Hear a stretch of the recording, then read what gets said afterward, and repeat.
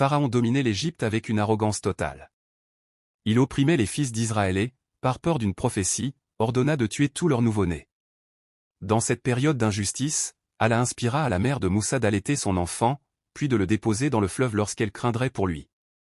Allah lui promit qu'il le lui rendrait et ferait de lui un messager. Elle plaça le bébé dans un panier et le laissa partir sur le Nil. Le panier arriva jusqu'au palais de Pharaon. L'épouse du tyran, Asiya, trouva l'enfant et dit « Ne le tuez pas, il pourrait nous être utile ou devenir notre fils. » C'est ainsi que Moussa grandit au cœur même de la maison du tyran. Devenu adulte, Moussa voulut défendre un homme faible et frappa un Égyptien trop fort. L'homme mourut. Pris de remords, il demanda pardon à Allah et quitta l'Égypte pour sauver sa vie. Il se réfugia à Madian, où il trouva paix, travail et famille. Un jour, sur le chemin du retour vers l'Égypte, il aperçut un feu sur le mont Hur. En s'en approchant, Allah l'appela. Il lui ordonna d'ôter ses sandales car il se trouvait dans une vallée sacrée. Allah lui donna 2 miracles, son bâton devint un serpent vivant, et sa main ressortit lumineuse sans aucun mal. Puis il l'envoya affronter Pharaon, car celui-ci avait dépassé toutes les limites. Moussa se présenta à Pharaon avec son frère Haroun.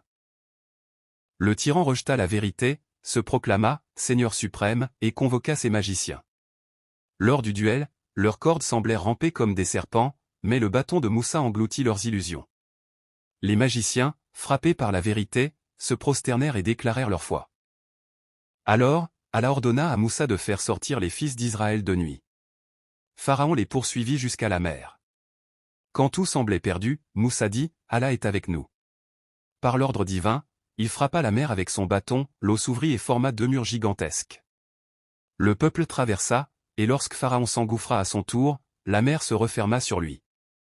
Allah dit « Aujourd'hui, nous sauverons ton corps, afin que tu sois un signe pour ceux qui viendront après toi. » Ainsi se termine l'histoire de Moussa, un enfant protégé par Allah, un prophète porteur de vérité, et un tyran détruit par son arrogance. Une preuve éternelle que la foi triomphe toujours de l'oppression.